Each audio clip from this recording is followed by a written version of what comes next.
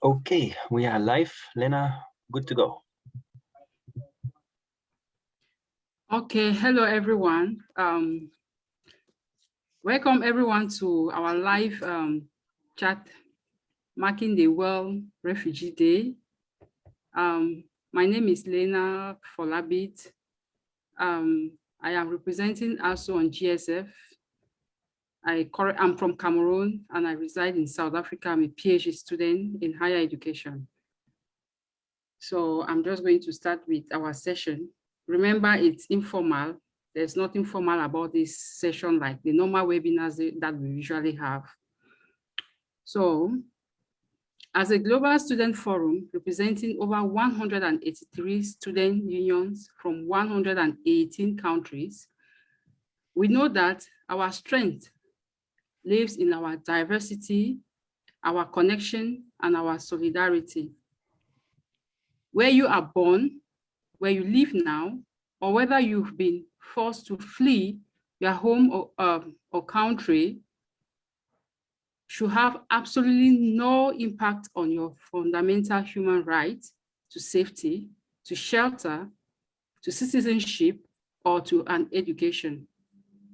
This year's theme for Refugee Day is Together We Heal, Learn and Shine. Yet it comes at a time where our world is more divided than ever. Far from uniting us, as it should have, the global response to COVID-19 has been deeply unequal with devastating consequences for the lives and rights of the most vulnerable people. We are gravely concerned that as schools and universities reopen, refugee and displaced people will be left behind. This cannot happen. That is why we are very happy to have some of our friends join us today to talk about their work in defending the right to education for refugees and displaced people, and what others can do to support this important fight. If you're watching along with us live, then please feel free to ask questions to our guest or respond to the discussion based on your own experiences in the comments. So today, joining us in this fruitful, informal conversation, we have Moses Philip Sakondo. He is part of the executive team at ICANN South Sudan, an incredible refugee-led organization working in Bidibidi refugee settlement in Uganda. We also have Winnie Yandiga. She is the African Regional Organizer for the 100 million campaign, who defend the right of every child to be free, safe, and educated. She's based in Kenya. I don't know if we have the other guest, Mr. Elom. Not yet here. So I think we are going to proceed with the two guests that we have in this forum. So I want to welcome Moses and Winnie. And can you please introduce yourself? So I'll start with Moses. Can you please give a brief introduction about yourself? Moses, you have the floor.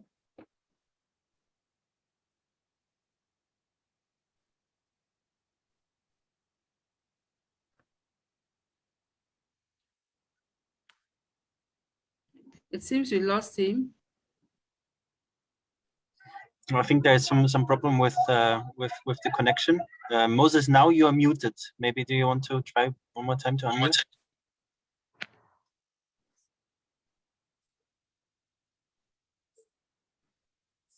So while we wait for Moses to, okay, he's joined us.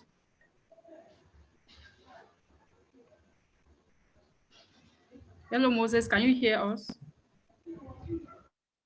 Yeah, I can hear you loud and clear. I have issues with my network, but I hope it will stabilize.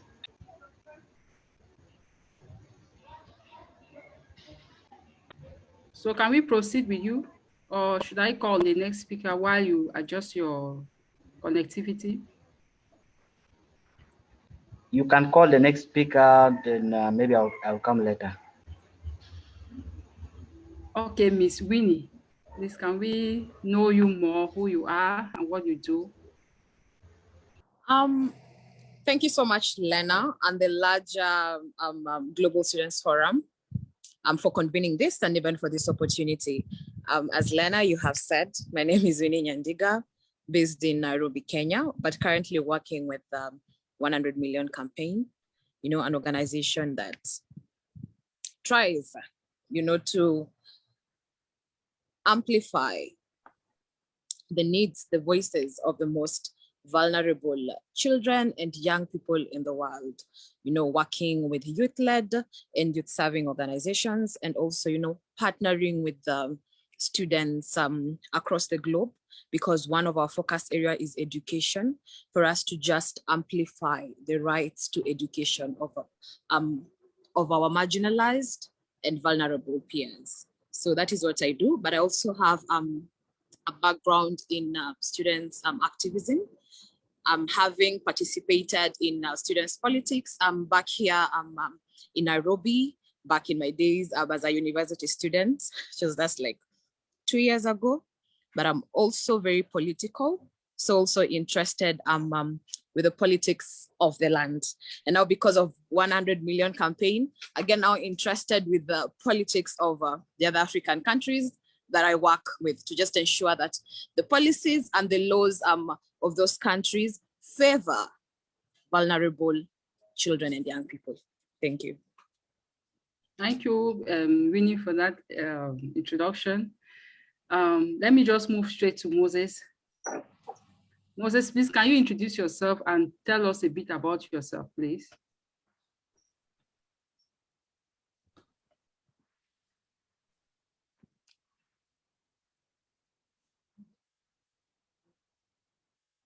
We seem to be having problems with Moses joining us. It's so unfortunate. Really, it is. Moses is based in one of the refugee camps in Uganda, and sometimes this happens, and that's why I'm glad we are convening this today, because these are some of the challenges that our marginalized peers get to face, and especially in an era of digital divide where everything is online like this, and sometimes we have to, actually most of the times when we have to invite them to even just amplify their voices and just paint a light on some of the issues they go through, and we are not even able to get them. So again, maybe as GSF, we want to convene again and see how we can advocate, because it means their voices get to miss these spaces. Okay. Okay, so Moses is back. Probably he should just mute his video and maybe he'll be able to communicate with us. So Moses, can you hear us? Yeah, I can hear you loud and clear. Yeah, so please, can you go, can you introduce yourself and tell us about you, what you do? Okay, thank you so much. My name is Moses Akondo. I'm a journalist by profession, and I work with ICANN South Sudan. It's a community, actually a refugee-led organization working with the unaccompanied refugee children in northern Uganda. And again, the organization also operates in South Sudan. Basically, we do 4 major things. We engage children in social and academic, musical activities. We advocate for the rights of children, and we provide psychosocial support to children and women. And then we also provide some livelihood support to vulnerable children within the settlement where I am. That is basically Bidibidi refugee settlement in Yumbe district of northern Uganda. I think it is the second largest settlement in the world. So I'm also a student at Uganda Matters University. I'm a finalist pursuing the Bachelor of Degree in Journalism and Mass Communication. So I'm glad to be part of this forum today to share with you what we do as ICANN and what I do as a person within ICANN. Don't worry. Yes, Thank you. 100%. Someone is talking. Can the person mute? Thank you very much, Moses and Winnie, for joining us today. It seems we are going to have just 2 speakers here.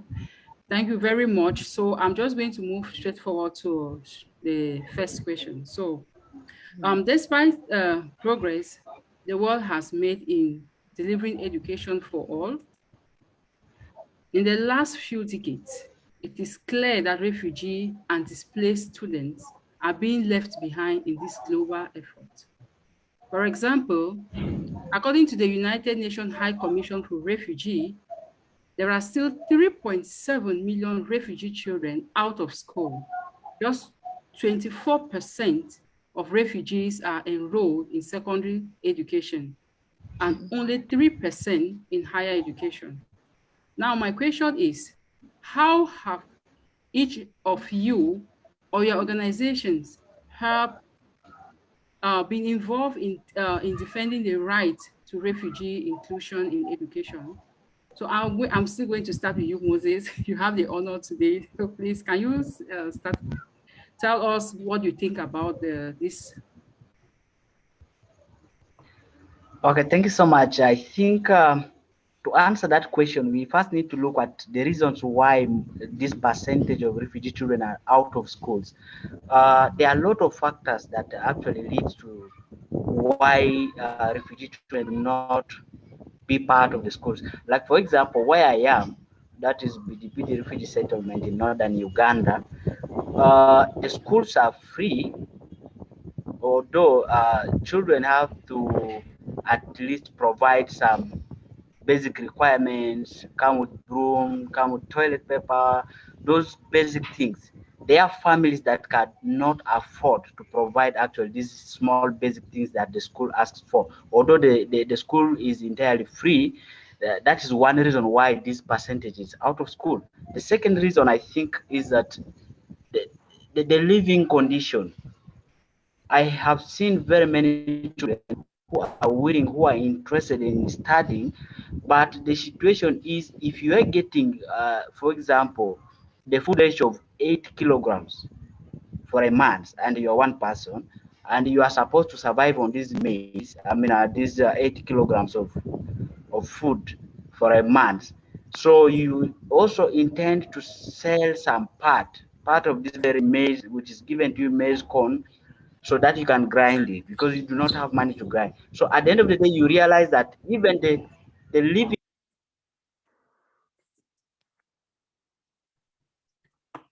Moses, you are muted. Unmute yourself, please. Sorry. So I was saying the conditions are actually surrounding the refugee children sometimes force most of them out of schools. Not that they do not want to study, they want to study, but the conditions. Like most of the schools of refugees actually that are within the refugee settlements, of course, we have qualified teachers, we have all the necessary facilities, but what we do not have there is meal because you are supposed to go to class at 7 and come back at 5. But if you are to spend the whole day there, you do not have anything for breakfast and lunch, and it becomes difficult. So if you are to move from home to go for lunch, from school to home for lunch, and you come back and the lunch is not at home, basically most of the children go in the morning hours. When it approach lunch hour, you go back home and there's no food for lunch, then you will not come back for studies. So the condition itself also forces the children to be out of schools. Then another thing I believe is that culture. Most of our refugee children come from different backgrounds and cultures. So there are cultures where people do not value education, especially for girls. Most people look at girls as maybe a source of income, especially when she's approaching 12 years, 13.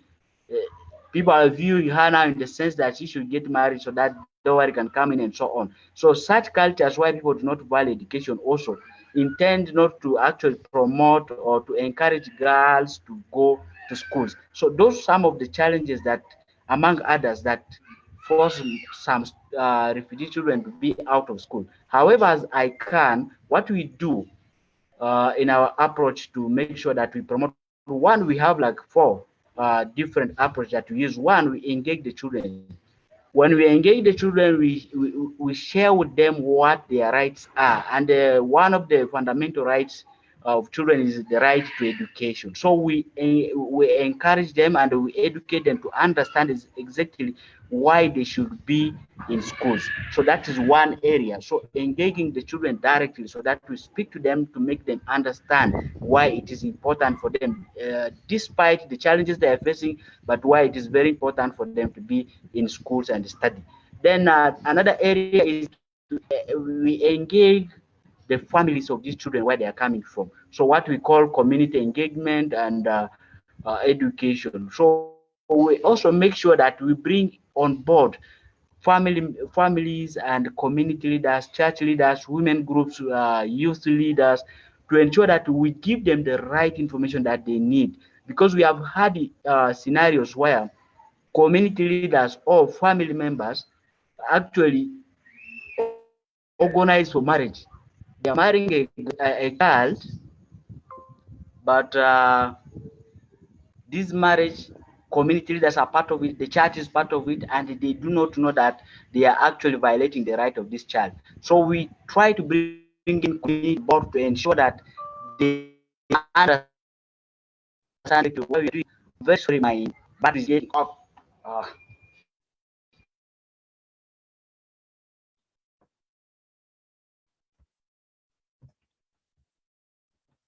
Moses having some challenges with his connection. Moses, are you there?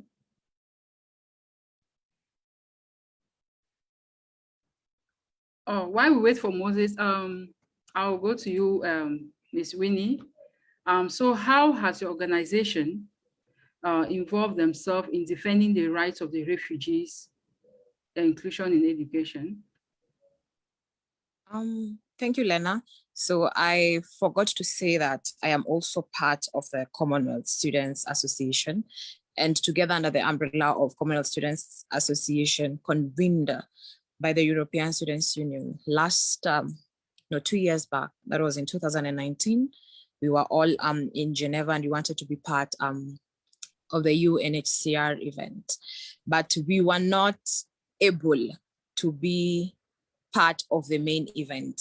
But even while that was a challenge, that did not deter us as a team of students organizations across the world, convening and being able to just sit down and shine a light on the issues that our peer students in the education sectors who are refugees, the experiences, the challenges that they face. And together we're able to come up with a list of recommendations, that looked at various issues that affect refugee students, the different countries where our organizations are, and we are looking at access to education, which, is one of it, and also looking at it from different angles, from legislation, and even from how we can work with the, different executives on how our counterparts who are refugees, how they can be safe, how they can be educated, because clearly, yes, education is an issue to the refugee children, and even with the report that you have just read right now. And so now back here in East Africa with the, again, 100 million campaign, of course, the work continues. And we get to work together with organizations like ICANN South Sudan that, are just basically refugees who have, who are fleeing from the instability in South Sudan for them to be in Uganda. And working with them very closely for us to understand the issues, that affect them and amplify them. One of the ways is last year in our Leaders and Laureates Summit, we had these representatives, like for example, Seme, who works with ICANN South Sudan, being one of the panelists, together, rather alongside other world leaders, that are in these high spaces that get to shape our policies, that get to, shape opinions of different countries. So we amplify their voices because they are better placed to actually verbalize the issues that they face more than you and I can do that. In as much as, you know, our work is to amplify it, but it cannot beat the extent of a refugee student amplifying it, you know, and just telling us the experiences. It's very different. So one, that is what we do. Second, this year being the UN year for the elimination of child labor, again, we are working with international organizations like ILO, you know, just trying to look at possible areas of collaborations. And in Uganda, for example, because ICANN, South Sudan, and even in Africa, Uganda has the largest population of refugees. I think it's because it is neighboring some of these countries. I mean, Congo, it is also neighboring South Sudan, and people flee to Uganda for safety. And so one of the goals as 100 million together with the Fair Share campaign that even the GSF is a partner in it, you know, looking at policies, how can we tackle the issue of child labor? And this I have to say, because yes, the focus this year is child labor, but even as we are tackling child labor, it is just not child labor. The other issues that connect to child labor, in essence, we also get to address them, and education being one of them. This is what I'm going to say, that a child flees, you know, from the violence in South Sudan, or maybe from the instability in Congo, and they have to be in South Sudan. And because of the challenges that they face, sometimes even access to education is very difficult because they are not documented. And so enrolling them in schools becomes an issue. So one, this child is vulnerable to them not accessing education. And so if the child is just left to wander, let's say in the camp, and not be able to get education, they are prone to fall into child labor, you know, because an idle mind, and even sometimes because of the difficult conditions that they face in the camp. And one of it, even as 100 million, we highlighted last year when UNHCR had to cut the food supply to the camp. And of course, if the children are hungry, they're going to look for ways for them to be able to put food on the table. And so now this child is forced into child labor. The same child faces vulnerability of them not accessing education. This same child is also at risk of violence. You know, what I'm just saying is it is one refugee child who is in the middle of, or rather who is at an intersection of so much challenges. So of course, this year working on child labor with powerful CSOs led by young people and even just people who have been in the civil society and who are just putting governments in check. And Uganda is one of the countries that has actually come up with a national action plan on child labor. And this year they were able to revise it, you know, looking at the lens of the pandemic and how, you know, the pandemic has been a factor to child labor. And of course, one of the conversation that was coming up was because Uganda is a home to so many refugee students, children, young people.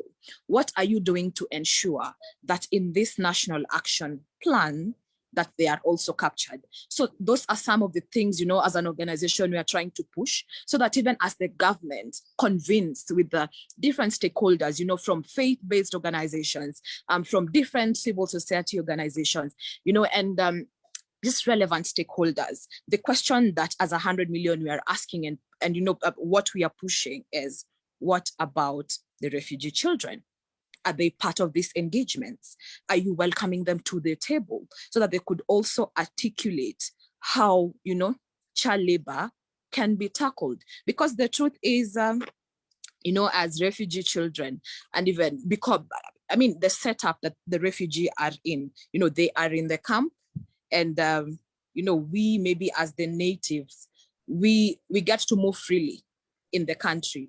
So yeah, Lena, that's what we are pushing for, that how do we bring them from the camps and integrate them and allow them to just amplify and even suggest solutions, give ideas on how we can tackle different issues, not just child labor, education as well, violence as well, at the end of it all for their well-being. So that is what we are doing. Thank you very much, Winnie. Very incredible what your organizations are doing. I just want to remind the viewers on Facebook that if you have questions, just drop the questions, and we have moderators who are going to submit these questions to our guests that we have today. Those who are here with us on this platform, you can also drop your contributions and your questions so that we can proceed with this after these interventions. So wow, I'm really impressed with what you guys are doing. It is really incredible. So that leads us now to the next question that I have for you today.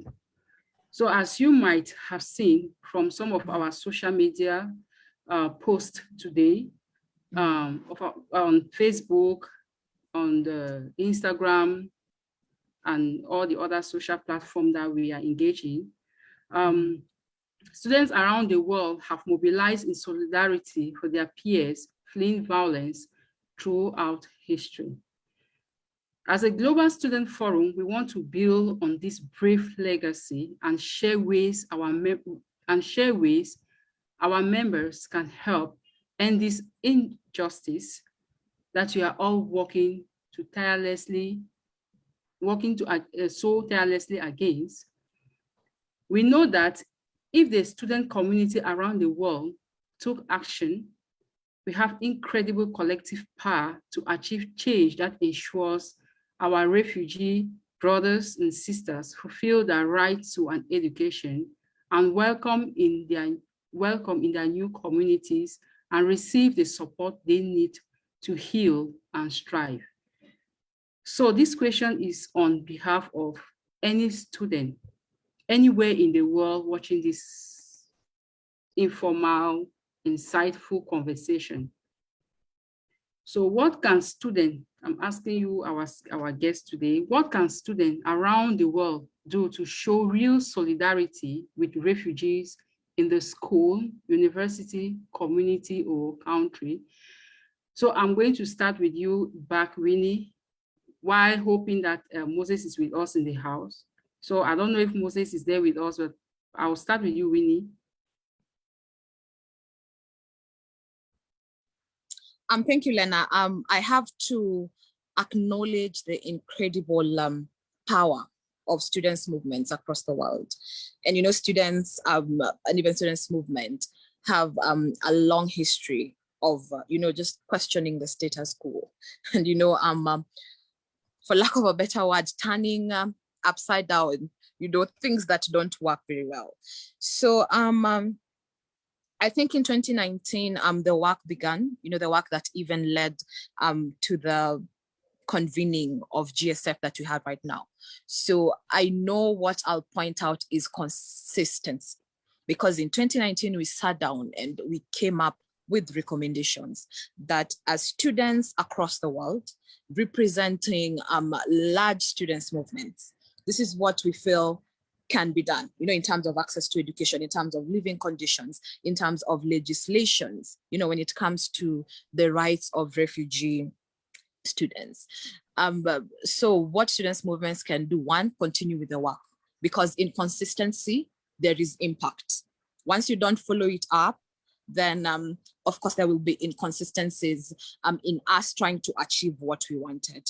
But also, again, it could be just within your area, let's say a university, of Nairobi, as students, just always fighting for the well-being of your refugee counterparts, just ensuring that in the different spaces in schools, that they are okay, they are safe.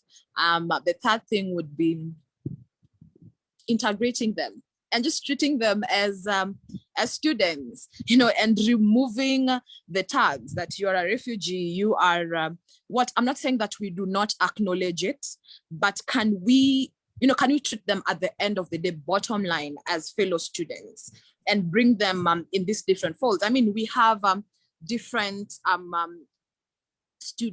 students leadership. like for example, the European Students' Union. Probably you want to convene because, I mean, most refugees, when they run away from Africa, they get to go to Europe. And you probably want to also, if it is not there, you probably also want to convene again and ensure that even in the boardroom, there is the marginalized, the refugees are represented, so that even as students, as you get to sit down with the Senate, as you get to sit down with the different ministries of education in your different countries, that you speak from a point of knowledge when it comes to, refugee issues, when it comes to marginalized students issues. So of course, inviting them into the fold. Of course, it can be through election, so that it can be on merit, but just to at least ensure that even refugee students are involved in your different organizations, for them to be able to articulate their issues. I mean, so that when you get to sit down with the different world leaders and you are representing them, for example, again, as I've said, you get to speak from a point of authority because they are part of your fold. So I think that is what students could do across the world. Thank you very much, Winnie. Moses, are you there with us? Oh yeah, I'm with you. So what is your take on this question? So what can students around the world do to show real solidarity with refugees in their schools, in their universities, in their communities, or in their countries? Well, I have to concur with my colleague from 100 million. First of all, what we need to understand and appreciate is that most of the dictators around the world are actually overthrown by student unions, by student groups, but that is for politics now. I believe that student organizations, student groups have a lot of power to influence policies, to influence world leaders to do certain things. One, we need to look at different setups. Like for the case of Uganda, we do not have refugee camps. For us, we have refugee settlements where refugees are freely moving. We actually interact with the host community. Now that is the beginning of the participation. For us within Uganda, what we do is the refugee schools actually accept children from the host community so that they are able to learn, to interact and learn through socialization. Now, for the case of universities, I think that's why we have a big challenge. Refugees, most of them in Uganda, primary schools are there, secondary schools are there that are for free, although you have to maybe provide some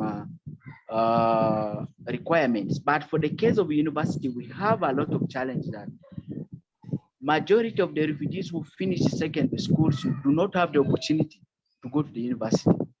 Because one, they don't have the money to pay. Then two, the opportunities are not there. Let's say scholarship and so on. Then even if the scholarship is there, it only targets those who have performed well. But in the job market, I don't think it is about those who have performed well in university. It's about those who can do. So I think if I am from a marginalized family and I do not perform well maybe in my senior six, to allow me to get the scholarship to go to the university because of the challenges, because challenges can actually affect someone's performance when they are doing national exams. So majority of our refugees who finish senior six and senior four do not have the opportunity to go to the university. Now, for the case of universities, how do we, one, for me, like me, I am studying and I'm a student. One, it starts with us as refugees. What we need to put in our mind is that when you're a refugee is a status, which is temporary. It is not an identity. So for me, when I move into the class, I actually introduce myself. I'm Moses Akondo. I am a refugee from South Sudan, but I'm here to study. Because now that itself gives people the opportunity to appreciate that, yes, they have someone here who is a refugee and they can benefit from your knowledge and you also benefit from them. Then the second thing I see is that the student unions that we have, like for example, in Uganda, for the universities. We have the Guild President Association, where all the Guild President comes together. I believe these are platforms that we can use to actually ensure that we influence policies. Now you look at forums like the one we are using today. These are great forums that can help us influence policies, that can help us influence certain things, even the direction and the funding. Remember, if you look at Uganda, majority of the refugees here, they are either children or women. But when interventions are happening, when donors are putting in money, very little money is given into that direction. Yet they are the what? The majority of the people. So I believe that even these forums, if they are having the right information, they can influence world leaders. They can even influence donors to make sure that we put in money where it matters. So the student bodies that we have should appreciate. Like now for the case of Uganda, we have public universities and private. So why can't we have that opportunity that at least the refugee student who finished senior 6 at least should have some percentage to go to the what? To the public universities of government. So these are all things that can be influenced by the what? The Guild President Association group. It can only happen when you involve the refugees themselves. To what I see at the moment, most of these groups, most of the student unions or student groups are actually deterred from the refugee community. They do not have actually information or connection with the refugees. So it becomes hard if you are to make decisions when you don't have information. But if you are part of it, one of the measures that we take as ICANN is that we involve the children that we are engaging in our activities in decision making. That before we take any decision, we have to sit with them and get their views. There was a time we were trying to do something, but when we came to these children, they gave us the best approach to do it. But if we had ignored them, it could be a very big challenge. To me, I think for even this student union or the student bodies and student groups around the world to make an impact for refugee children, the first thing is they must get the refugee children or the refugee students involved in the activities, and then that will give them the platform to understand and appreciate the challenges that the refugees are facing and how best they can address them. One area that when we are talking about education, which is not talked about, is these vocational trainings. And that is the best thing, because most of the refugees, when you reach at the camp and you are maybe in senior 3, senior 4, you reach and life is hard, you intend to drop out. But if someone drops out at that level, they have the opportunity, they should have the opportunity to go for vocational training. But I do not see most of the interventions going towards what? Vocational training. When we are talking about education, that should be our focus, because we have the largest percent of young people who do not actually have the ability to read and write. But these technical skills, if they are given opportunity, they can learn, they can acquire that knowledge. And the refugee, like I said before, the refugee is just a person gets the right skills to the economy of the country where they are, and when they are repatriated back to their country. So I think that's what I can say in that line. Thank you, Moses. I want to acknowledge the presence of Elom. Elom is here with us. We missed him the first 30 minutes, but he's here with us. So Elom Mawuli, am I pronouncing your name properly? So he's a leader of Migration and Mobility Working Group at the African Student Union. All African Student Union, ASU, sorry. So please, Elom, can you tell us a bit about yourself, please? You came late, we started the session already. Yes, I think I missed out on the starting time. But thank you for the patience, and thank you for giving me the opportunity. I'm just out here. The weather is very cloudy, as you can see in Accra here this afternoon. Just coming to visit my little cousin. She's doing her birthday. So if you can see, they are setting up for her. Yeah, in fact, they pulled me out of the house to come in and do the Master of Ceremony for the program. So I'm here whilst I'm joining this webinar. Yes, I work for the All Africa Students Union, certainly the largest umbrella body for all national student unions in Africa. We've been in existence since 1972. And basically, we are the forefront of student advocacy, students' rights.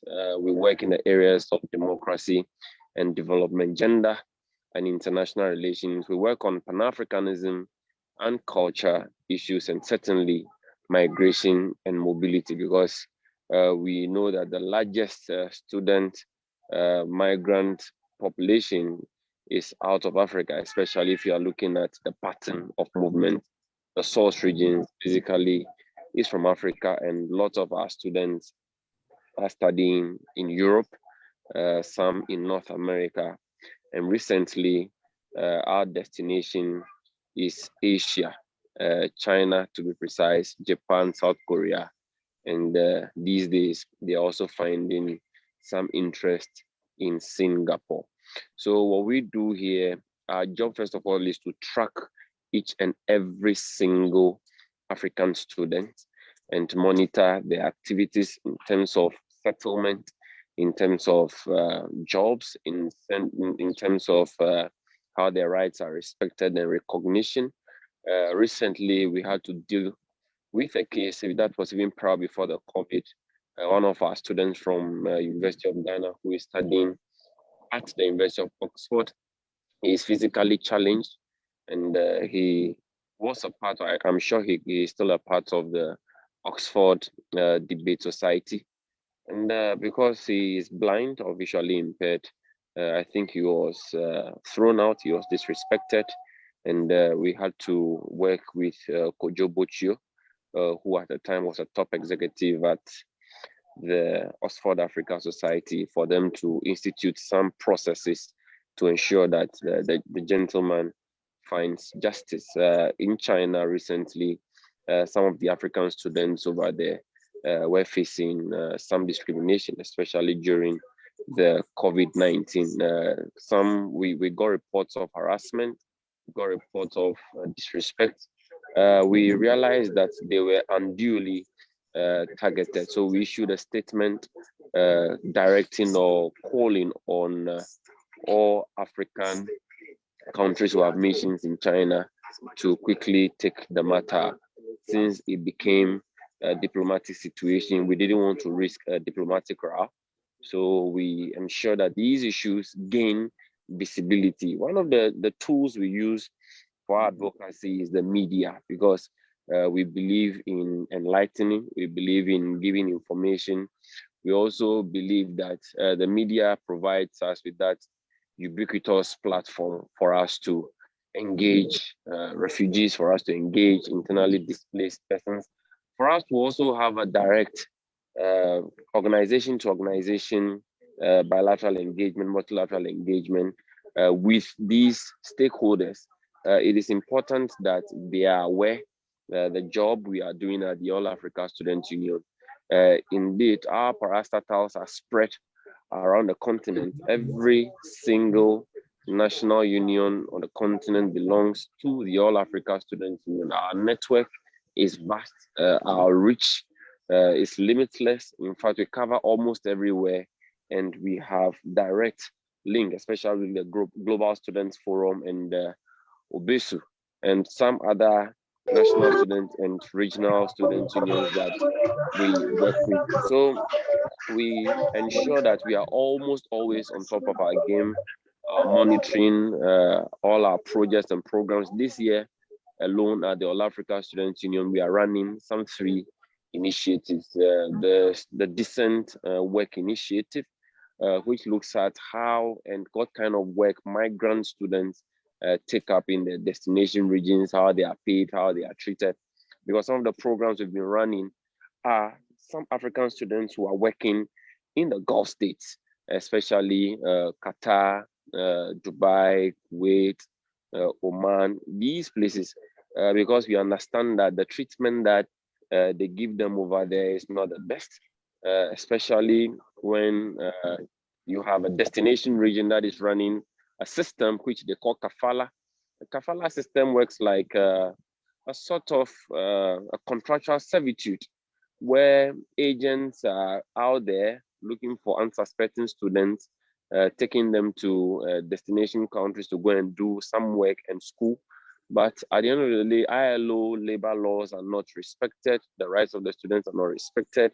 They are not decently paid and all of that. So these are some projects and programs we are taking up with some stakeholders, especially the Center for Migration Studies at the University of Ghana. We are also working with some NGOs in Spain, especially as we have been tracking numbers that have been drowning off the coast of Libya and on the other side, the small island of Lampedusa in southern Italy. Majority of the people who are trying to cross, some students are in there because of the irregular pattern of migration. We have realized that this project or similar other projects have been consistently held since 2000, and the results have not shown much success.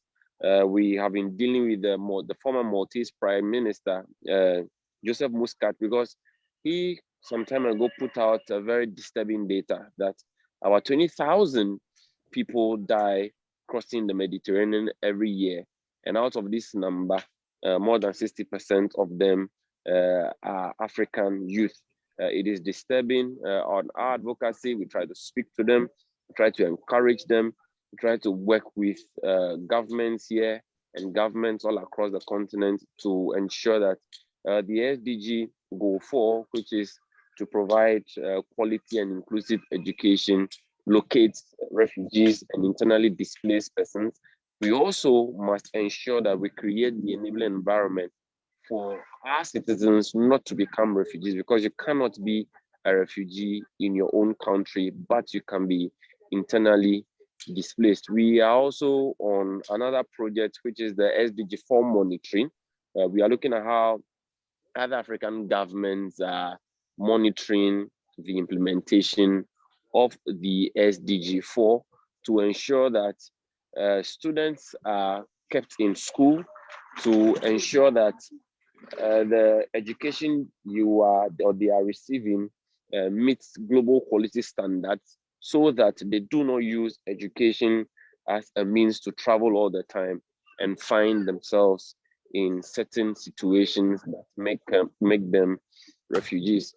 We have so many other projects as well. We have the anti-human trafficking project, especially on the lookout for the entire criminal economy of migration, where you have several actors within the chain who are exploiting young people, young men and women, promising them of some El Dorado elsewhere apart from the continent. So our approach to solving this issue is multifaceted.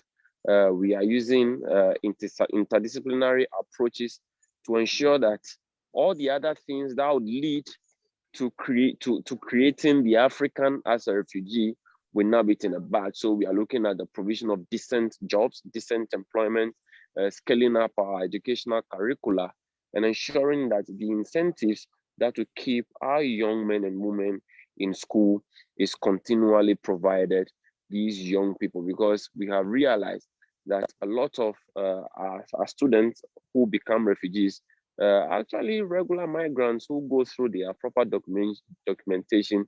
They go there, sometimes scholarships fail them, and they don't receive any more funding. They are unable to get jobs. They are also unable to live decently. So these situations create refugees. Sort of, I have been doing some work with ECOWAS, where we take some students on West African tour. We call it ECOWAS and migration. So we also take these students to some refugee camps to appreciate the exigencies, to appreciate the various contentions within how refugees live their lives in other countries. In Ghana, we have been relatively peaceful, so I cannot say much for the destabilization of the country for people to become internally displaced or externally displaced, making them refugees. But we have two popular refugee camps in Ghana, which was created during the Mano River Wars. I mean, the Sierra Leone Liberian Wars that happened in the early and the late 90s, and the Ivorian conflict that happened in the early 2000s. So we have the Bujumbura camp here in the central region of Ghana, just outside the capital city, Accra. And we have the Ampine refugee camp, which is located in the western region of Ghana, closer to the Republic of Cote d'Ivoire. So, Lena, all of these things we do, we expose students to refugee issues for them to have first-hand understanding what exactly it means to be a refugee, for them to go out there, and when given the opportunity, they can make informed, correct, and proper assessment of refugee situations. So we have moved as an organization from passive participants in migration, mobility, refugee, internally displaced issues to active subjects of the phenomenon. So we would continue to use the media, since that is available at our disposal, our dense network of local and international news outlets, which we constantly use to put out information and ensure that information reaches these young students for them to know and appreciate the dangers of studying outside. We are also encouraging our African governments and counterparts for them to be receptive of refugees anytime there's a problem. At least for Ghana, we are using our 2015 migration policy, which means that anytime there is a refugee situation, they can quickly just move into the country without all those strict assessments of whether they are a refugee or not. The African Union has also done a very good work in the 2005 migration policy, which allows for refugees to settle easily in other African countries. But then I'll quickly also say that some countries, especially the receiving countries or the destination countries, feel that the refugee problem or the internally displaced phenomena is caused by the source regions. But the point is, some subject matters or some phenomena have become immutable dynamics in international relations, and it cannot be the preserve of only one country or only one region. The importance here is that Europe, North America, the Middle East, which is becoming the new attractive destination point for refugees and IDPs, must also consider students, refugees, education as a matter of primary concern. Because if the situation is created in one country, it will result in a problem in another country. That is why the European Union has for a long time been budgeting some amount of money to ensure that too many people do not come into the destination country. So we'll continue to work with these stakeholders, our partners, especially the students, on sensitization, on understanding the situation in host and the destination regions. And of course, be thankful for platforms such as this, the Global Student Forum, for convening all these brilliant and great minds for us to discuss and see the way forward in our quest to ensure that refugees are respected, IDPs are respected, they are given and accorded the same status and human rights as any national or citizen across the world. You must understand that it is as a result of bad leadership by certain countries, certain irrationality by governments that go on civil wars, tribal wars, that create refugees. Especially, we must also take our security really important, because breakdown of a security situation in countries create refugee problems and spillovers to other countries. It affects economies both locally and internationally, because now budgets would have to be created to take care of problems of this nature. So we appreciate that we are dealing with a multifaceted problem. We continue to do our part and help other stakeholders because they are also allies in our fight against the further creation of refugee and internally displaced persons. Lena. Thank you, Elo. Thank you very much. Thank you for your contribution. Before I proceed to the next question, when we send the invitation, we ask you people to come with your drinks and probably what you share in your country, your culture. So can I see you lift it up and show me, because I have mine here. So I'm hoping that you have yours there. So can I see your drinks? Yeah, so Or I was going or to the share food this is my little cousin. This is called Califo. It's okay. yeah, it's a favorite drink for the young ones here in Yeah, I Accra, have Ghana. eaten banku. I've eaten banku before. Oh, really? Yes. I So Winnie, have what so are you enjoyed drinking? it. You are drinking Oh, vodka, Winnie. yeah, no, today I'm not seeing your. I only took some water. Okay, that's nice. Okay, Yeah. thank you guys for the contribution. I mean, it's very insightful. I really love the conversation. It was really good. So I'm going to move to the next question. For our final question of this chat, we are switching to what you think those with more power and the actual political responsibility to defend refugee rights should be doing. What's your message to the government, the president, and prime ministers of the world would be? So I'm going to give you 1 minute each. This is no longer informal, this is very formal. So I'm going to give you 1 minute each to tell me, if you were to address all the world leaders, what will you tell them to do to ensure all refugees and internally displaced young people had access to quality education? Winnie, I'm going to go with you. You are the lady of the house, so you are fortunate to be the only lady of the house. So I give you 1 minute to tell me what you think, if you were to address the states. First, Lena, let me say, you see, with this convening, you have done a good job to bring Moses, who is from a refugee settlement, to be part of this conversation. So if I was to speak with policymakers, especially, because for me, I'm a proponent of good policy making processes, rather impactful policy making processes. So one would be, we cannot continue assuming.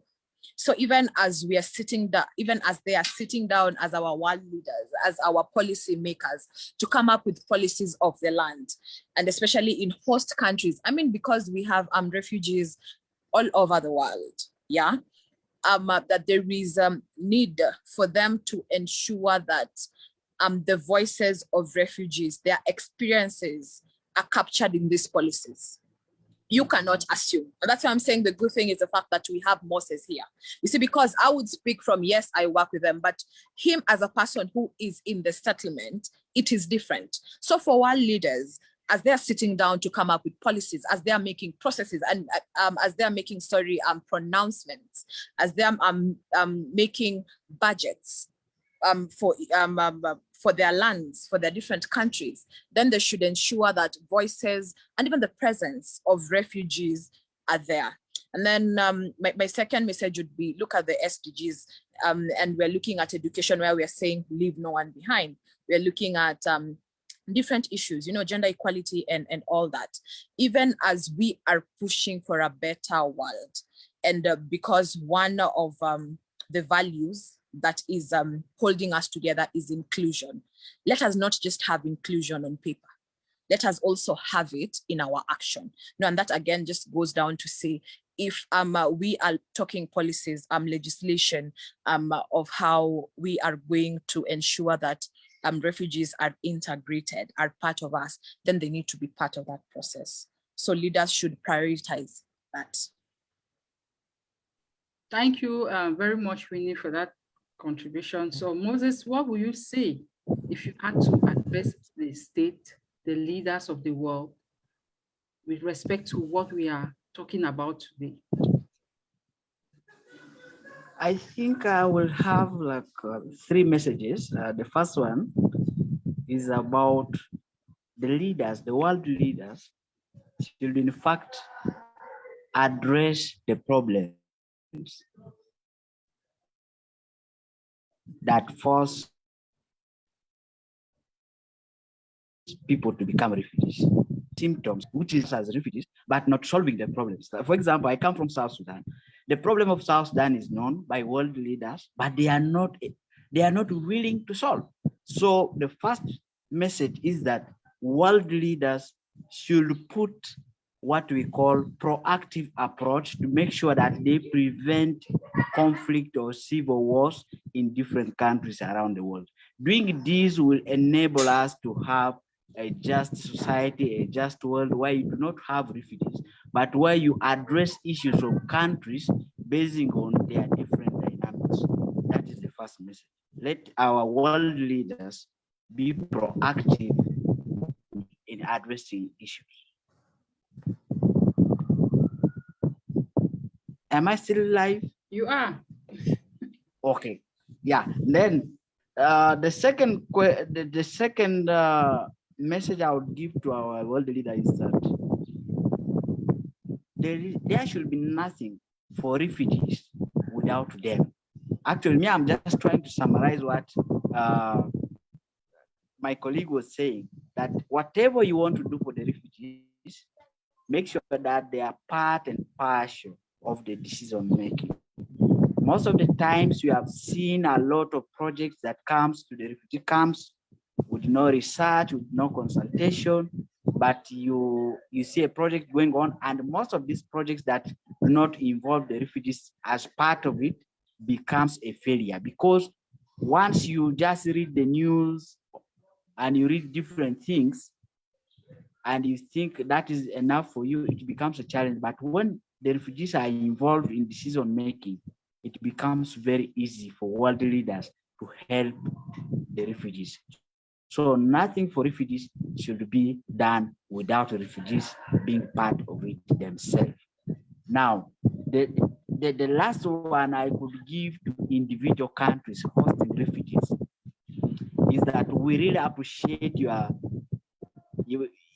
solidarity to host us as refugees, but there are laws that we should revise to ensure that we're really trying to help the people of need. For the case of Uganda, I appreciate the fact that we do not have camps, we have settlements where refugees can freely move and interact and learn from the host community. We also have policies that enable that when you're a refugee and you are resourceful to Uganda, you can be able to be integrated to becoming a national if you want to be. But there are countries where we have seen laws that actually do not allow refugees to move out of the camps. So we are appealing to individual countries that have such laws to at least try to amend certain laws so that, because when the refugees are in these countries, we should allow them to learn from the host communities. Because there are things that I've learned today in Uganda that I didn't know in my country. But if I was confined within the refugee camps, without interacting, without associating with the Ugandans, I wouldn't learn. And I believe what I've learned, which is good, once I go back to my country, I'll be able to make an impact. Thanks so much. I know you want your 1 minute. You've taken more than we've taken 2 minutes of So I'm going to go to Elon, please, just 1 minute so that we're able to wrap up the conversation. Yes, Elon, yes, Lena, the refugee conversation is something that concerns all of us, especially the reintegration into the societies in which they find themselves. Usually they are treated as outcasts, as second-class citizens, especially in an era when we are speaking about regional integration and international cooperation. We cannot continue to treat refugees the way we treated them during the post-World War II era, for which reasons the UN, the Geneva Conventions of 1951, the Dublin II regulations all came into play. Some of those laws are really restricting we need to ease up a bit, especially governments in the destination regions, the European governments, the way and manner that they speak about refugees, especially if you monitor Mediterranean migration, how irregular that pattern is, and the way they treat them. They treat them as if they are not humans. They must understand that the problem in the destination countries are there. They continue to be there. And the problems that create the refugee situation is what must engage their attention. The constant wars, poverty, unemployment, and of course, the inability of these individuals to make some level, to get some level of good life is what drive them out there. So the root causes of the problem is what governments around the world must focus on. Each government everywhere must focus on education, employment, decent hope. They must give hope and inspire the young people for them to stay in their country and provide the opportunities that they escape from.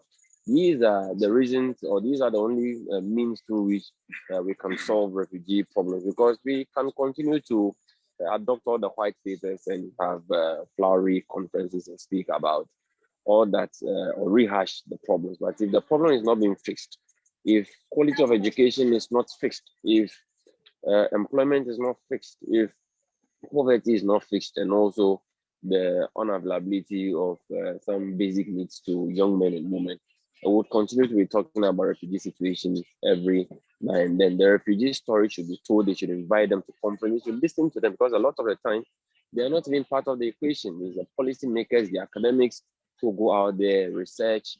Sometimes the tools of analysis or gathering data, tools of observation, it's not even participatory. They sit somewhere and observe the way manner refugees behave, but it is important they get the voices of the refugees, speak to them, understand what problem there is. When I was in Ampine refugee camp, the one closer to Cote d'Ivoire in the western region of Ghana, there's a system of integration over there, which they call refugees with special abilities.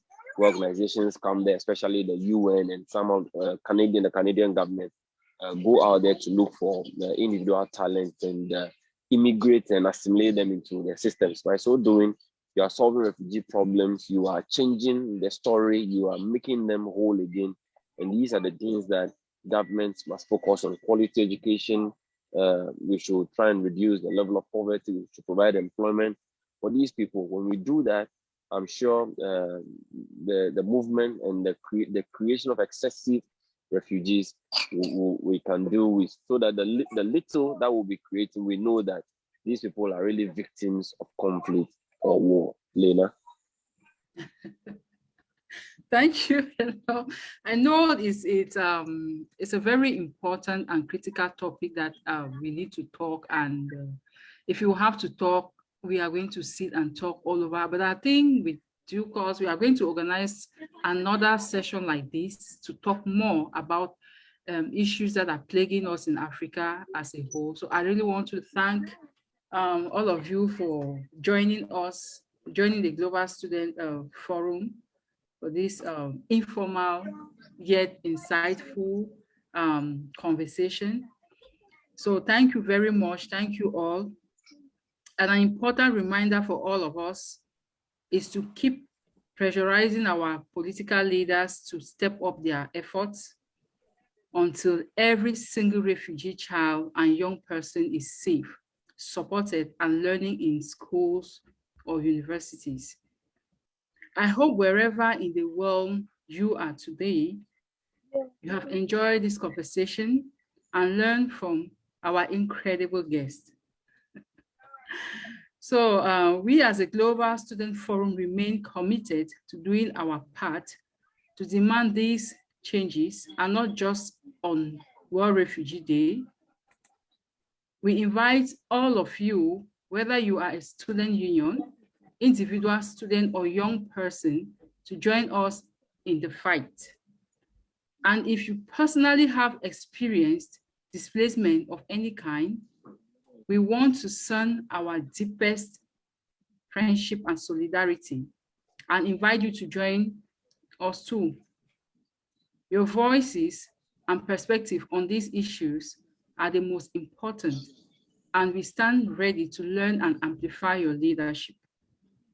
Thank you very much, dear friends, for joining us. Thank you for those who are watching. We are looking forward to working alongside many of you soon.